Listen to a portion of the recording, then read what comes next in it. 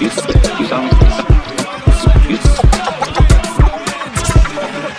welcome to a very special edition of the Big Knick Energy Podcast, episode number 27. Check out our sponsor, Empire Original Design, at jointheempire.com, the East Coast #1 challenge coin manufacturer, the home of challenge coins, lapels, pins, patches, keychains, bottle openers, and more. Mention our podcast, Big Knick Energy, via email for 5% off purchases. Once again, that's at jointheempire.com. I'm your host, Joe Yoke. We are here with a very special guest, audio only, which is okay. We see him all the time on television, also on the radio, a man that truly needs no introduction to Knicks fans, but here goes nothing.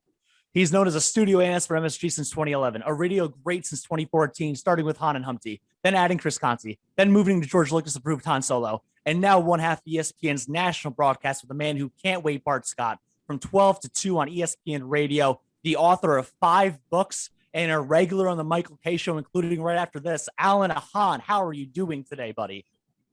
I'd be better if the Knicks were over 500, but steady as she goes. How you guys doing?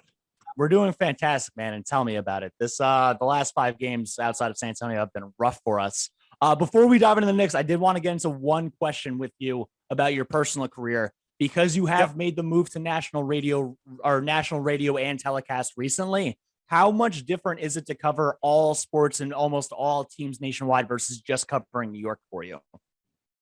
I actually find it to be easier because when it comes to on a daily basis, you want to have stories and angles and topics and things to talk about. What I learned in the years I did strictly New York is that there were times things got dry. I mean, let's be honest, the New York teams are bad. Yeah. There really aren't a lot of good teams to talk about. So while talking about bad teams is also good for business because fans are mad and there's passion and all that stuff, you just start feel like you're saying the same thing over and over again about a lot of these franchises. So with that in mind, when you move to more of a national broadcast, you can broaden and expand what you're doing to include, hey, good teams, championships, and, great players and legacies and all that stuff, Aaron Rodgers, Tom Brady, all that stuff. So it does make it easier, but I gotta be honest, our show, we break the mold a little bit, and not everybody is happy with us around the country because I can't help it. I still tend to lean more New York with our topics, mainly because we are still on in New York. So I will always find a way to bring it back to New York. It does, upset some people around the country. They get annoyed with it, but it's almost become now a running joke with a lot of listeners nationally. All right, this guy's a New York guy. So as long as I make it entertaining, they put up with me. I mean, what are you going to do? Realistically, through and through, New York has the largest media market still, with LA close second. But also, it's like homeownerism knows no bounds. It's really hard to not always love your favorite teams.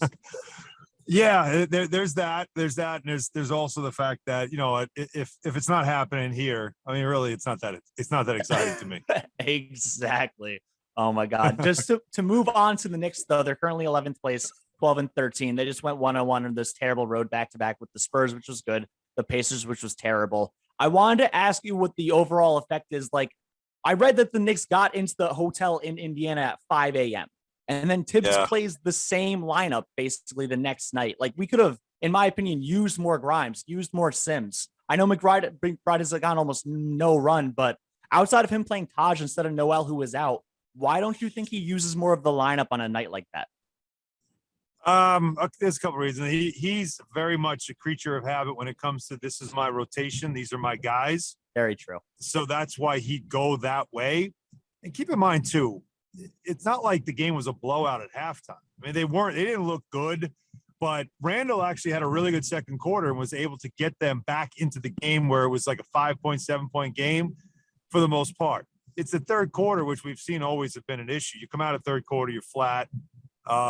And, Fournier wasn't good at all. And then he later explains that he had some bad steak or something. I don't know. He came up with a reason why he didn't play well.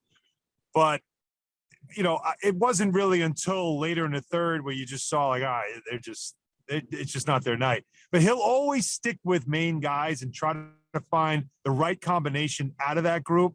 He'll always do that first.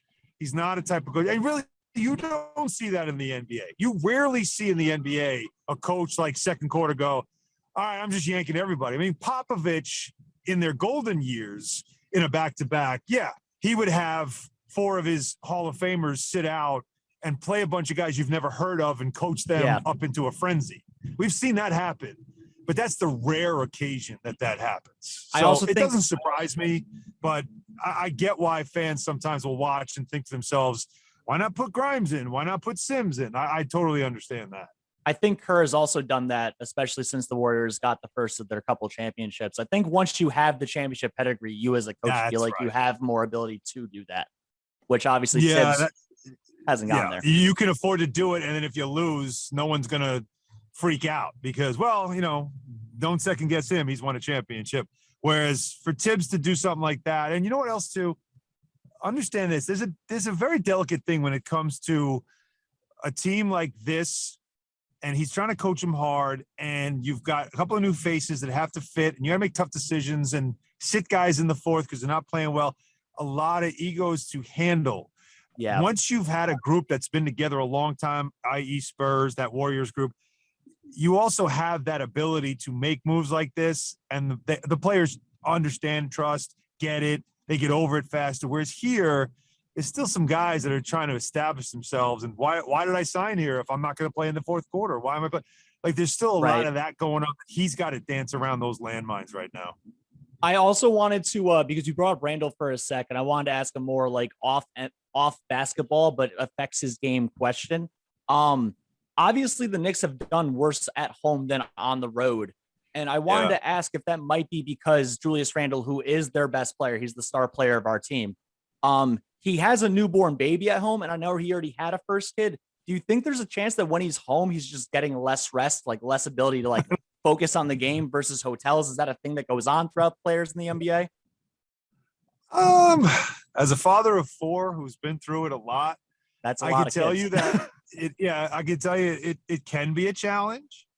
But I also know that, I don't know. I can't relate to making, $19 million a season.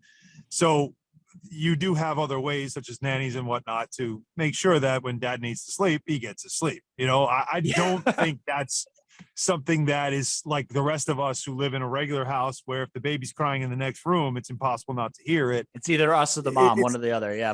You're right. It's a little bit different, I think, in his case. So I don't know if I'm going there. I think for him, it's the whole league now is aware of what he can do. And they're also aware of the fact that he is the head of the snake. And as we know, the old saying goes, you cut off the head of the snake, the body dies. And that's what the Atlanta Hawks showed us in the playoffs. And he has yet, and the Knicks have yet to dispel that in any way. And so I think it's more about that and less about whether he's getting rest or not. I feel like you're partly writing these transitions for me, honestly, because my next question was about Mitchell Robinson and that the top of the body is the head and the bottom of the body is the foot. So do you, I wanted to ask you, because Mitch obviously put on a lot of weight in the offseason while recovering from a foot injury, and now his conditioning has been a big problem. Do you relate that to him not recovering the right way? Do you think he put on too much muscle? Like, I know you're not his trainer, obviously, but what do you think is happening there? Oh, I think you're 100% right. I think, first of all, when you have a foot injury, the last thing you want to do is add weight to the body. That's what I was thinking. He also wanted to get stronger, which he needed to get stronger. But you could be strong and lean. You don't necessarily have to be strong and heavy. And so what I question is the kind of weight he gained and how he gained it, because it's not as if he's chiseled. He's, he's swollen. He's not chiseled. Yeah. You can see the way he's moving that he's not nearly as quick second jump as he used to be. He's also not getting up nearly as high on the rim like he used to. We have still shots of him when a lot of the lobs he caught earlier in his career where his elbows are at the rim, where his eyes are at the rim. His hands were at the top of the backboard. Yes, you don't see that anymore. He was closing out threes and blocking them, jumping out because he could get up so high and he was quick off his feet. That was what made him so special, is how quick he could jump and how quick he could move. That's not there this year. And a lot of it is that. And then on top of it, him saying, I don't have the conditioning. He was lifting and working out while he was yet to be running. He wasn't cleared to run yet. Right. Did no cardio. As I mentioned, no. And that's a much different kind of got bigger and stronger than it is an NBA bigger and stronger. So he's going to have to rework that whole thing. to get himself right. And he's going to have to try to do it during the season, which I can tell you guys is not an easy thing to do. No, Not easy at all. For all the times that Charles Barkley and others have tried to play themselves, or Shaq tried to play themselves into game shape mid-season, they were all-time greats, and Mitch Robinson is not there. Yeah, I go with Jerome James. He also struggled doing that. And as far and also Knicks fans, Eddie Curry. That's we're all Eddie very Curry. Yes, we're on that vibe. No. Oh my God. Alan, I also wanted to ask you, because there's a bunch of trade talk and stuff like that. Before I get into any of that really quick at the end, I wanted to ask you, because so many players say that the Garden is their favorite away place to play. And much like to the thing before where the Knicks have a better record away than home, how much do players really wake up more for New York than any other place? And I get the MSG is fantastic, but how is there not another place like it in America? Staples, or whatever it's called now, that's a building also that Crypto.com. Yeah, right. You get up to play there. There are other buildings or other markets, you kind of get that vibe, but there is no other place like the Garden. I mean, I think every player says that. They say it all the time. It starts to become cliche. People eye roll you if they're not from New York. Unless you're a player or a coach, you don't understand it. So if you're outside of New York and you hear somebody from New York say it, they're always, I get that all the time. People eye roll me like, oh, give me a break. I'm like, no, guys, it's real. And what happened last year is there weren't crowds. And then when there were, they were very small. So the Knicks thrived at home again. And I wonder if that had something to do with it. If the fact that the opponents weren't coming in with the same buzz, right? Because the building didn't have a buzz. It was just another building. There was no fans on top of there was no Celebrity Row. There was no fans on top of it. You couldn't go out when you came to the city. You had to stay in your hotel. Everything was locked down. I'm just wondering if maybe we're seeing that, all right, this year, fans are coming in, teams are coming in the building, and the vibe is back again of, this is the Garden. I want to perform. Look at the place is packed and it's buzzing. I wonder if that's once again working against the Knicks. I feel like is the wrong way to put it. I just think it hypes everybody up. And if you're the Knicks, you've got to be hyped too. And they're not. They're overwhelmed sometimes by it because the home team feels more pressure when the crowd is going to be quick to get frustrated with you. So it is a very interesting phenomenon we're seeing this year. Do you think also one thing I might have heard over the offseason, like it was 2 years ago, it was like before, like during COVID from the bubble and then going into having fans in certain places, how much of an effect could it possibly have that there are fans behind the rim and behind the backboard when guys are shooting, even though they've been doing it their whole career since high school, college, versus them having a full row of fans? Yeah, I mean, I there's a lot of things to wonder about that, right? There is. It's just like looking at the bubble playoffs and seeing how Anthony Davis could play so well, right? Like it's looking at that and then seeing Anthony Davis, and once again, he's like a disappointment for the Lakers. It was like Rondo had a resurgence. Yeah, like it's just there's something about the last 2 years in the NBA that was an anomaly compared to this year, which feels like this is more back to the normal that we see, on top of the fact that the game's a little more physical. So, I mean, I don't think I can give you an intelligent answer. I really can't. I think it's just something we're all observing right now, but there's still so much season to go. We'll see how it settles in, and maybe guys just are getting used to again playing in front of the big crowds. Those that didn't go into the playoffs last year, that got that experience of those buildings that were so lit. Right. I feel like we're not going to get honest answers out of players until some of them start retiring that were in the bubble, and then afterwards and going from there. Because guys don't want to give other teams hints about how to guard them or anything like that, or even fans. Paul George will admit that pandemic P there might be something to that. Yeah. Oh my God. I wanted to ask you also about when we benched Kemba obviously last week, and then Thibs chose to have Burks be the next point guard up as the starter. Obviously, starting doesn't matter nearly as much as finishing the game, and it's usually Rose and IQ are two of our top fourth quarter minutes holders. But for this start, why do you think he chose Burks over either one of them? Experience. I thought Quickly would be the choice. He went with a guy that was versatile as a defender. I understand his reasoning. I had my thoughts about Quickly. I thought he graduated. I thought he had a really nice run, a couple of games there. and it felt like it was time. I said it on the MSG post game. I said, when do we get to that? And it was actually before anybody knew that he was going to take Kemba out.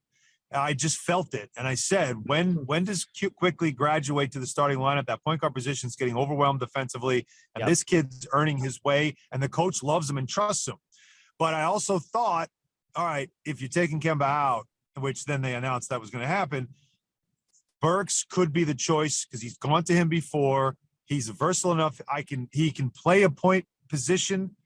You can play through Randall, and then Burks can be a spacer because he can knock down the three. And he's got size to defend multiple positions.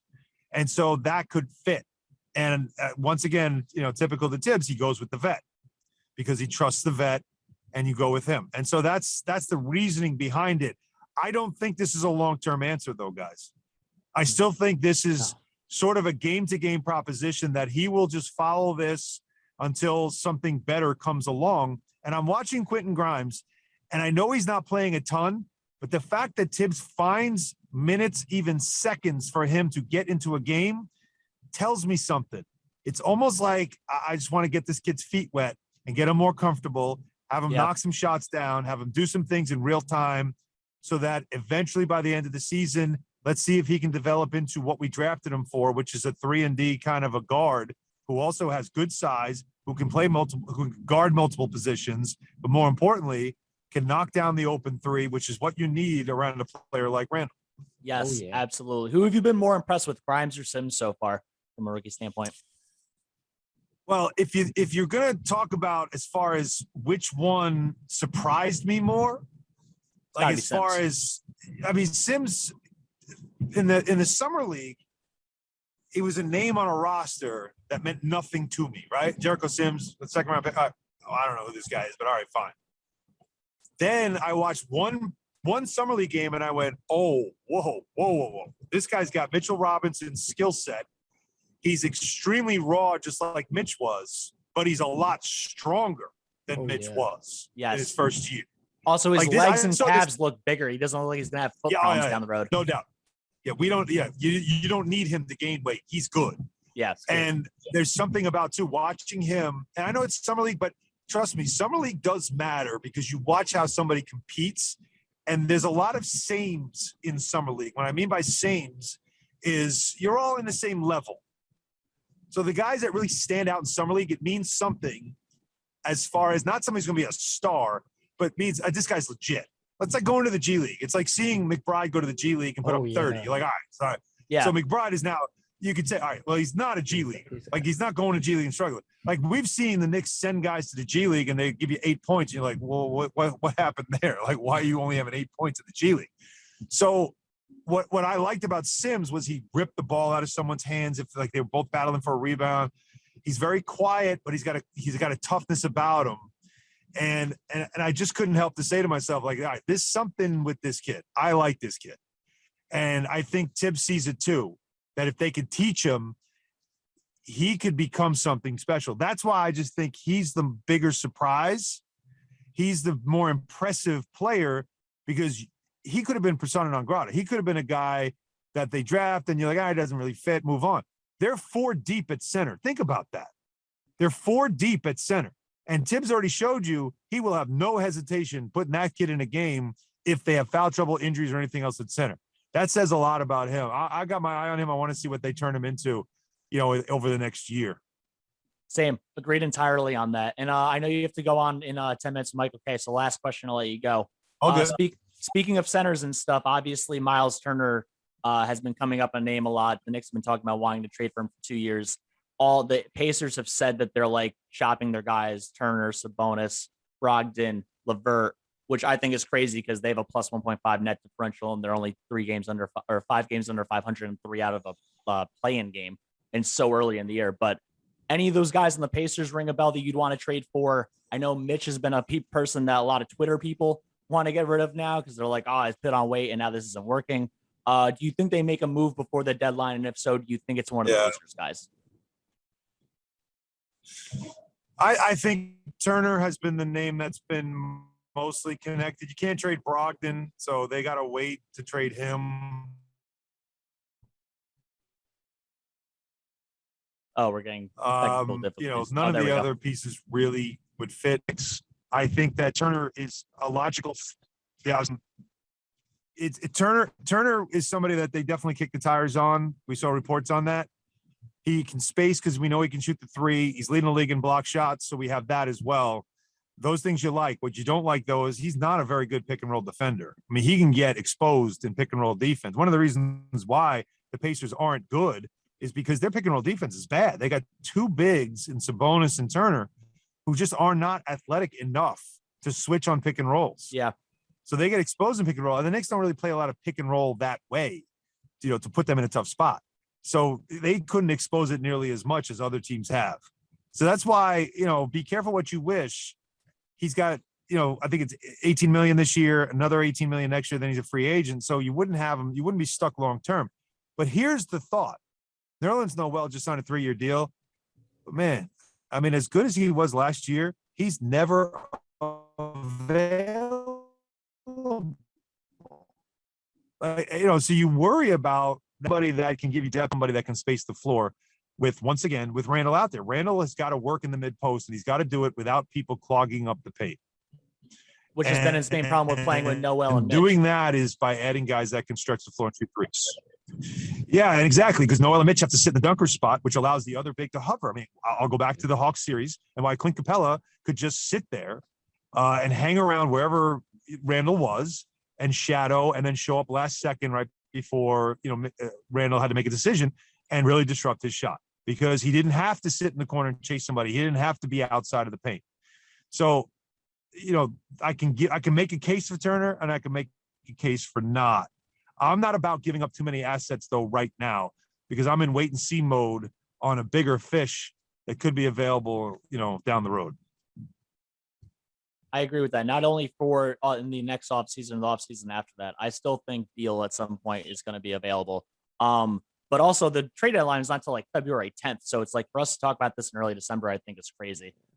Right. Alan, You've been amazing. Thank you so much, by the way. And I'm going to give you the floor for the last part, by the way.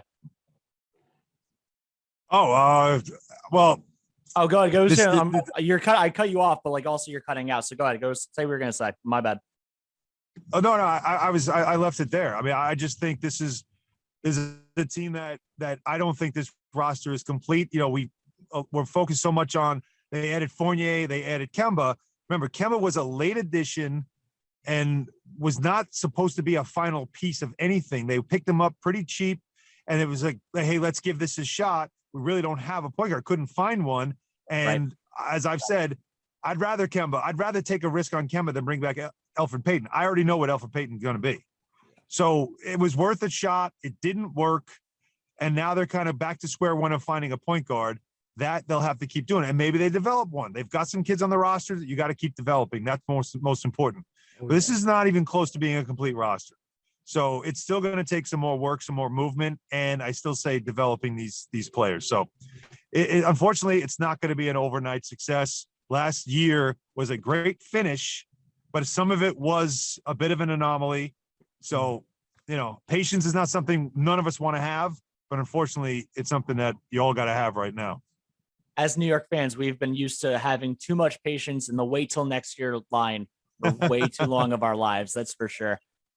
Alan Hahn, thank you so much for coming on. You've been amazing. This has been fantastic. It's honestly like a little dream come true to even speak to you in the first place. Have a fantastic holiday season. I just want to know, what is your favorite holiday meal that you're looking forward to? Wow, holiday meal. I'm not really like big into that kind of stuff. Like I'm more a dessert guy.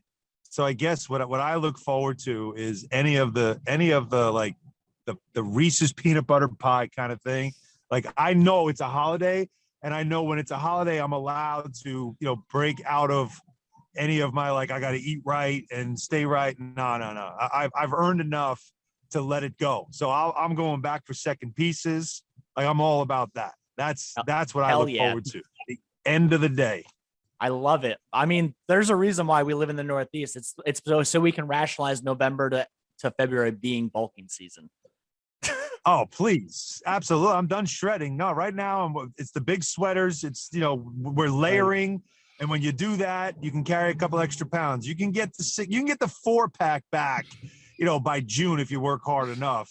I'm Oh, too old yeah. for the six pack though. Those days are Right. over. But yeah. I hear that, man. Only my loved one's going to see me shirtless from now until March. That's for sure. Alan, you've been great. No Thank you doubt. so much. All right. My pleasure. Take care. And welcome to a very special edition of the Big Knick Energy Podcast, episode number 27. Check out our sponsor, Empire Original Design, at jointheempire.com, the East Coast #1 challenge coin manufacturer, the home of challenge coins, lapels, pins, patches, keychains, bottle openers, and more. Mention our podcast, Big Knick Energy, via email for 5% off purchases. Once again, that's at jointheempire.com.